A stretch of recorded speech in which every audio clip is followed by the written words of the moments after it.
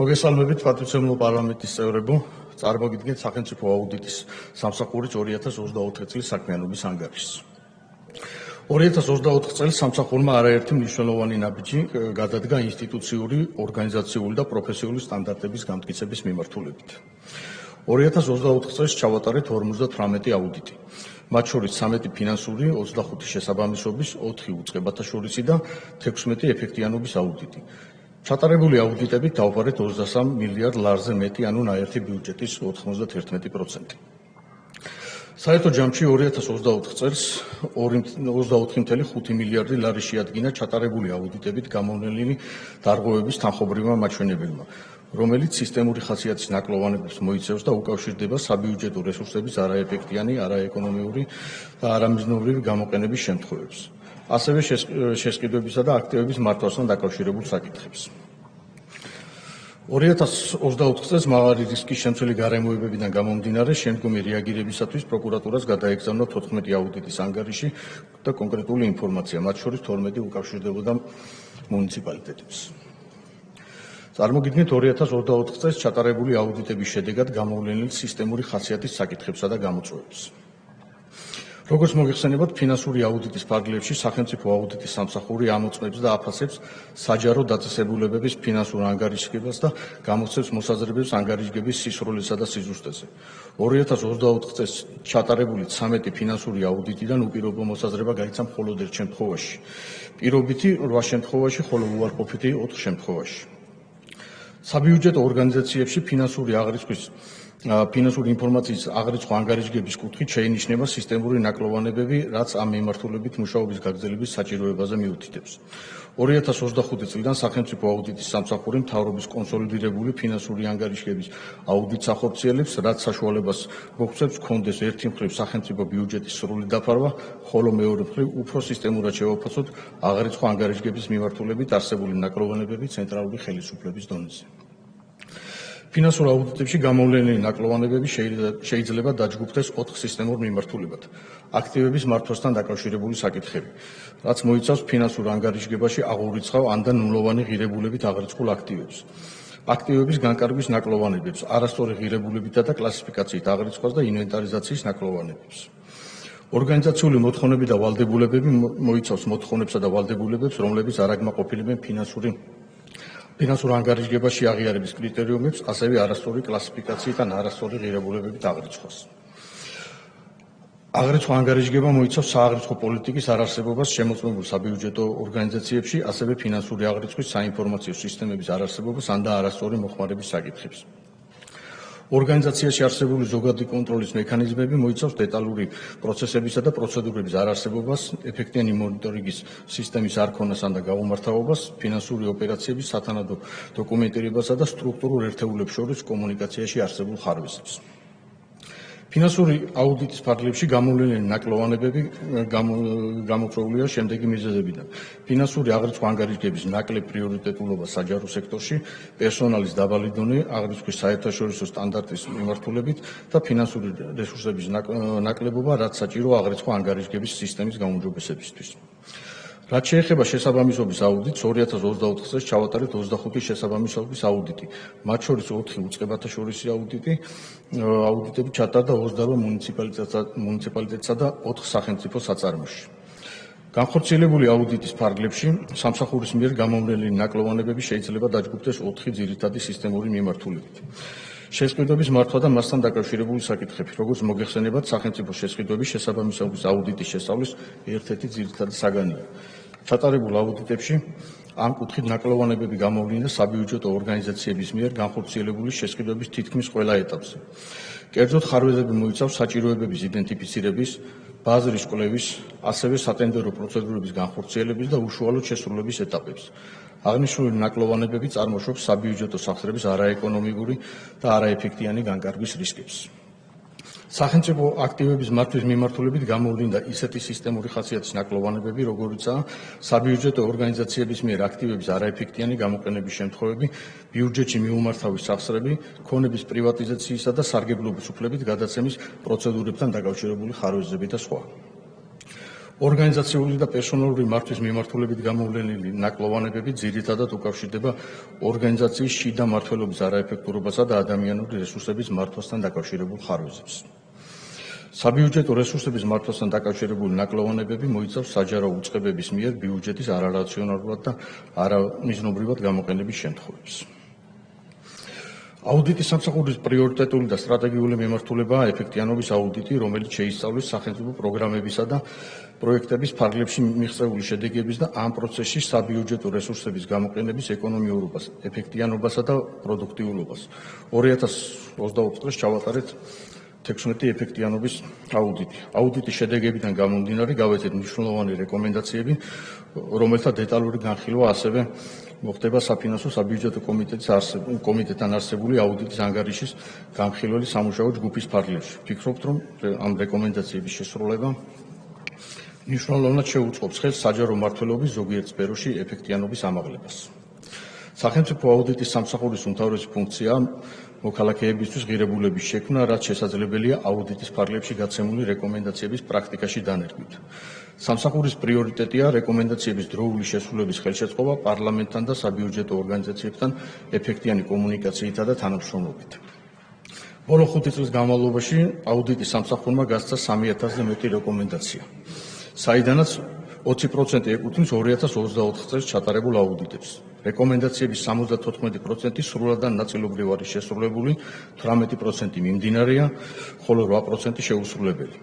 რეკომენდაციების შესრულების დადებითი ტენდენცია შეინიშნება ცენტრალური ხელისუფლების დონეზე გაცემულ რეკომენდაციებზე, რომლებიც ბოლო 4 წლის განმავლობაში 47-დან 58%-მდე გაიზარდა. მნიშვნელოვანი აღინიშნოს, რომ აღნიშნულს ხელი შეუწყო პარლამენტთან მჭიდრო კომუნიკაციამ და ანგარიშგების სამუშაო ჯგუფის ფორმატში განხილვამ. გამოწვევად რჩება მუნიციპალიტეტებზე გაცემული რეკომენდაციების შესრულების მდგომარეობა, საიდანაც მხოლოდ რეკომენდაციების 32%-ია შესრულებული. ნაწილობრივ შესრულებულია 41%, მიმდინარეა 15%, ხოლო შეუსრულებელია 12%. მოგეხსენებათ, რომ ჩვენ გავცემთ ორი ტიპის რეკომენდაციებს. სტანდარტურსა და სისტემურს მნიშვნელობას. სისტემური რეკომენდაციები, რომელთა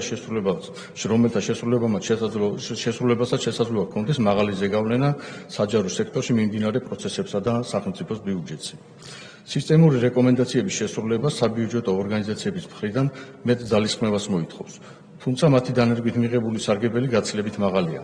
ამ პერიოდში სამსახურმა გასცა 1300-ზე მეტი მნიშვნელოვანი რეკომენდაცია, საიდანაც შესრულებულია 52%. ვფიქრობ, ასევე საინტერესოა სტატისტიკა აუდიტის სახეობების მიხედვით რეკომენდაციის შესრულების კუთხით. შესრულების ყველაზე მაღალი მაჩვენებელი აქვს ფინანსური აუდიტის ფარგლებში გაცემულ რეკომენდაციებს 56%, ხოლო ყველაზე დაბალი ეფექტიანობის აუდიტის რეკომენდაციებს, რაც 25% შეადგენს. აღნიშნული განაპირობებულია ეფექტიანობის აუდიტის შინაარსიდან გამომდინარე რეკომენდაციების შესრულების მეტი სირთულისა და შესრულების პროცესის ხანგრძლივობით. როგორც მოგეხსენებათ, აუდიტის სამსახურმა წარმატებით დანერგა პრაქტიკაში რეკომენდაციების შესრულების მონიტორინგის ელექტრონული სისტემა ARES-ი, რომელსაც რეკომენდაციების შესრულების მონიტორინგის პროცესი სრულად გადაყავს ელექტრონულ სივრცეში. წლიდან წლამდე იზრდება სისტემაში ჩართული უწყებების რაოდენობა. არსებული მდგომარეობით სისტემაში ჩართულია 13 სამინისტრო და მათ დაქვემდებარებაში მყოფი 120-მდე საბიუჯეტო ორგანიზაცია, ორივე ავტონომიური რესპუბლიკა, 58 მუნიციპალიტეტი და ყველა სახელმწიფო რწმუნებულის ადმინისტრაცია. სისტემის საშუალებით მონიტორინგი უკვე ხორციელდება 2021-25 წლებში გაცემულ 1700-მდე რეკომენდაციაზე. 2021 წლიდან აუდიტის სამსახური ყოველწლიურად ამზადებს და საფინანსო საბიუჯეტო კომიტეტს წარუდგენს აუდიტის რეკომენდაციების შესრულების ანგარიშს, რომელიც მოიცავს დეტალურ ინფორმაციას რეკომენდაციების შესრულების ტენდენციებსა და ამ კუთხით არსებული სისტემური გამოწვევების შესახებ. პარლამენტთან თანამშრომლობის კუთხით მინდა აღვნიშნო, რომ აუდიტის სამსახურისთვის მნიშვნელოვანი პლატფორმაა საფინანსო საბიუჯეტო კომიტეტთან არსებული აუდიტის ჯგუფი. 2024 წელს ჯგუფმა განიხილა 18 აუდიტის ანგარიში, მათ შორის 8 ფინანსური, 3 შესაბამისობის და 7 ეფექტიანობის აუდიტი. საჯარო ფინანსების მართვის სფეროში საზედამხედველო როლის გაძლიერებისა და ჩვენი რეკომენდაციების უკეთ შესრულების მიზნით პარლამენტთან და მის კომიტეტებთან მჭიდრო ურთიერთობა აუდიტის სამსახურის პრიორიტეტად რჩება. პარტნიორებთან ურთიერთობის კუთხით აღვნიშნავთ, რომ 2018 წლიდან აუდიტის სამსახური საერთაშორისო ორგანიზაციების მიერ დაფინანსებული პროექტების აუდიტორია ჩვენს რეგიონში. თვით რომ საერთაშორისო ორგანიზაციების აღიარება ჩვენს მიერ გატარებული აუდიტების მაღალ ხარისხზე მიუთითებს. 2024 წელს ჩავატარეთ 2 ასეთი აუდიტი. მსოფლიო ბანკის მიერ დაფინანსებული შიდა სახელმწიფოებრივი გზების აქტივების მართვის პროექტის ეფექტიანობის აუდიტი. ასევე 2023 წლიდან აუდიტის სამსახური მსოფლიო ბანკის მიერ დაფინანსებული კიდევ ერთი მსხვილი პროექტის საქართველოს ადამიანური კაპიტალის პროგრამის ფინანსურ აუდიტს ატარებს და პროგრამის ძირითადი მიმართულებები დაგეგმილი შედეგებისა და ინდიკატორების მიღწევის დამოუკიდებელ ვერიფიკაციას ახორციელებს. სწორედ აუდიტის სამსახურის ვერიფიკაციის ანგარიშის საფუძველზე დონორების მხრიდან მიიღება გადაწყვეტილება პროექტის გათვალისწინებული ტრანშის გამოყოფის შესახებ. 2024 წელს აუდიტის სამსახურმა მოამზადა მეორე ვერიფიკაციის ანგარიში, რომელიც დაერთო აუდიტის სამსახურის მოხსენებას საქართველოს 2023 წლის სახელმწიფო ბიუჯეტის შესრულების წლიური ანგარიშის შესახებ. რაც შეეხება თანამშრომელთა პროფესიულ განვითარებას, აუდიტის სამსახურში დანერგილი გვაქვს თანამშრომელთა საქმიანობის შეფასების სისტემა, რომლის საშუალებითაც თანამშრომელთა პროფესიული განვითარების საჭიროებები და წახალისების წინაპირობები განისაზღვრება. აღსანიშნავია, რომ 200-ზე მეტმა თანამშრომელმა სხვადასხვა მიმართულებით აიმაღლა კვალიფიკაცია. დაგეგმილია თანამშრომელთა უწყვეტი განათლების სისტემის დანერგვა, რომელიც თანამედროვეობის გამოწვევების საპასუხოდ მეტად მოქნილ გახდის პროცესს და თანამშრომელთა კვალიფიკაციას სხვადასხვა მიმართულებით თანმიმდევრულად აამაღლებს. ჩვენს გამოცდილებასა და რესურსს აქტიურად ვიყენებთ საჯარო სექტორში პრევენციული მექანიზმის დანერგვისა და საჯარო მოხელეთა კვალიფიკაციის ამაღლების მიმართულებით. აღნიშნულს წარმატებით ახორციელებს აუდიტის სამსახურის CP-ის საჯარო აუდიტის ინსტიტუტი. ინსტიტუტის ტრეინინგები ეხება ისეთ საკითხებს, რომელიც გამოწვევას წარმოადგენს საბიუჯეტო ორგანიზაციებისთვის და მიზნად ისახავს მოხელეთა პროფესიული განვითარების საჯარო უწყებების ეფექტიანობის ზრდას. მაგალითისთვის, ინსტიტუტი ახორციელებს სახელმწიფო შესყიდვების შიდა აუდიტის პროგრამული ბიუჯეტირების, ინვენტარიზაციის, აღრიცხვა ანგარიშგების, სტრატეგიული დაგეგმვის და სხვა მსგავსი ტიპის სასწავლო პროგრამებს. 2024 წელს ინსტიტუტის მიერ განხორციელებული 51 სასწავლო ღონისძიებასა და ტრეინინგში საერთო ჯამში მონაწილეობა მიიღო 1660 მსმენელმა. საჯარო სექტორის აუდიტორული მომსახურების სასერტიფიკატო პროგრამა გაიარა 33 პირმა. აღსანიშნავია, რომ მუნიციპალური განვითარების პროგრამის მიმართულებით ტრეინინგში მონაწილეობდა სხვადასხვა მუნიციპალიტეტის 200-ზე მეტი წარმომადგენელი. როგორც მოგეხსენებათ, სახელმწიფო აუდიტის სამსახურის ფინანსური ანგარიშგების აუდიტს ატარებს პარლამენტის მიერ შერჩეული მსოფლიოს 4 უმსხვილესი კერძო აუდიტორული კომპანიიდან ერთ-ერთი. 2024 წელს ფინანსური აუდიტი ჩაატარა PricewaterhouseCoopersმა, სახელმწიფო აუდიტის სამსახური ზედიზედ მე-7 წელია იღებს უპირობო დასკვნას, რაც ნიშნავს, რომ ჩვენი ფინანსური ანგარიშგება მომზადებულია საქართველოს კანონმდებლობის სრული დაცვით. მადლობა. კითხვები არ არის, გამოსვლის სურვილები. კითხვა არის უკაცრავად ბატონი ლადო ბოჟაძე.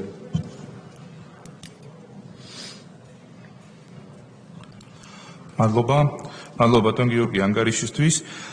თქვენ რამდენჯერმე ახსენეთ არამიზნობრივი, არარაციონალური ხარჯი. აი ამ აუდიტის დროს თუ გამოიკეთა სავარაუდო კორუფციული ნიშნები და გადაიგზავნა თუ არა შესაბამისი მასალები გენერალურ პროკურატურას, შესაძლოა თქვენ უწყებები არ დაასახელოთ, ბუნებრივია, მაგრამ დასკვნების მიხედვით რა გამოიკეთა, რო გითხრათ მოკლედ თუ შეიძლება. მადლობა. მადლობთ ბატონი ზვიად შალამბერიძე. მოგესალმებით ბატონო გიორგი, მე მაინტერესებს თქვენ ახსენეთ ძალიან საყურადღებო ციფრები, რომელიც ეხება რეკომენდაციების შესრულების პროცენტულ მაჩვენებელს. განსაკუთრებით ყურადღებას გავამახვილებდი მუნიციპალიტეტებზე. აღარ მოვიყვანე, აღარ გავემეორებ იმ ციფრს და მაინტერესებს, რა თქმა უნდა, თქვენ აგრძელებთ მონიტორინგს და ახორციელებთ შესრულებაზე, მაგრამ იქედან გამომდინარე, რომ ეს ციფრი უფრო ეფექტურად აიწიოს მაღლა და უფრო მოკლე დროში, მესმის, რომ გარკვეულ რეკომენდაციებს ჭირდება გარკვეული პერიოდი, ხომარჯობია ჩაერთოს ისეთი სტრუქტურები ან სამინისტრო ამ შემთხვევაში იცით თქვენ რომ რეგიონული განვითარების სამინისტრო ცალკე გამოეყო ინფრასტრუქტურის სამინისტროს და უფრო ეფექტურობისთვის ხომარჯობია რომ ისინიც იყვნენ ჩართული ამ შესრულებაში, რასაც იმ რეკომენდაციების შესრულებაში, რასაც თქვენ გასცემთ მუნიციპალიტეტების საქმიანობის პროცესში. დიდი მადლობა. მადლობთ ვლადიმერ კახაძე. მადლობთ ბატონო თავმჯდომარე, მადლობა მოხსენებისათვის, ძალიან საინტერესო იყო. ეს არის უძლიერესი ინსტრუმენტი, აუდიტი. ეს არის პრევენციის მექანიზმი, ეს არის გადაზღვევის მექანიზმი. მადლობა ასეთი ძირფესვიანი მუშაობისათვის და გავაგრძელებ პირველ ნაწილში რეკომენდაციების ნაწილს. სპეციფიკად გაიჭირა 1300 რეკომენდაციიდანო ფინანსურ შეხებოდა თუ არ მეცდება 56% გათვალისწინებულია, 44 არ არისო. აი ეს გაუთვალისწინებლობა 2025 წლის ბიუჯეტს ხوار შეუქმნის რაიმე საფრთხეს. ეს არის პირველი შეკითხვა. იქ ხوار გადაყვება ეს ეკო. და მეორე, ეს უკვე ძალიან ისეთი მტკივნეულია, რომელსაც ხშირად მეკითხებიან. როგორ გამოვლინდა და არ მინდა დაასახელოთ, მაგრამ თუ გამოვლინდა და მიეცა თუ არა გზა, ისა მსვლელობა აი ამ სასწაული კარგი საუკუნის პროექტის, რომელიც გვაქვს დასავლეთ აღმოსავლეთის დიდებული გრაფიკიდან ამოვარდნა გურიის მიმართულებაზე. აქ ხوار გამოვლინდა დანაშაულები.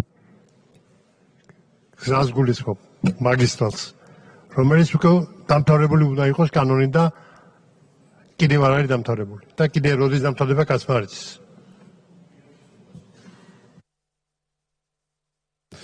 მადლობთ, კითხვები ამოიწურა, გისმენთ?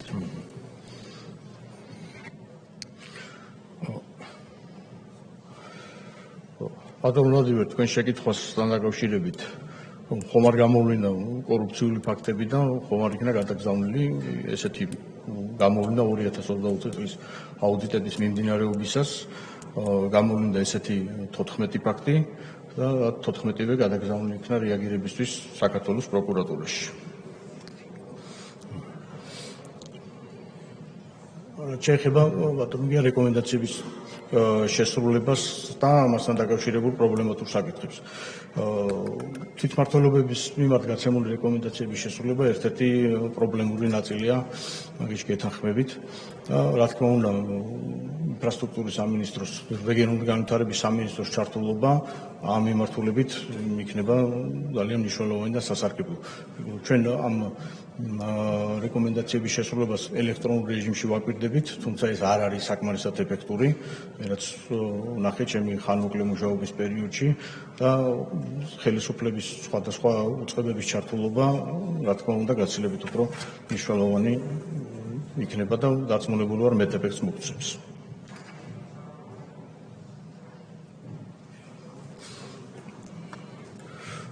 ბატონო ლადო, რაც შეეხება თქვენ შეკითხვას რეკომენდაციების შესრულება საფრთხეს თუ შეუქმნის თუ არა 25 წლის ბიუჯეტის შესრულებას, მე ისეთ აშკარად და პირდაპირ საფრთხეს აქ ვერ ვხედავ, რა თქმა უნდა, თუმცა თეორიული დაშვებაზე, რა თქმა უნდა, ყველაფრისთვის მზად უნდა იყოს სახელმწიფო. ეს აშკარად და პირდაპირ საფრთხე ამ რეკომენდაციების შეუსრულებლობიდან არ მომდინარეობს. რაც შეეხება გურიის გზასთან დაკავშირებულ აუდიტს, აქ კონკრეტული მიგნება არ გვაქვს და საავტომობილო გზების აუდიტი ახლა მიმდინარეობს, მიმდინარე რეჟიმშია და შედეგებს უნდა დაველოდოთ.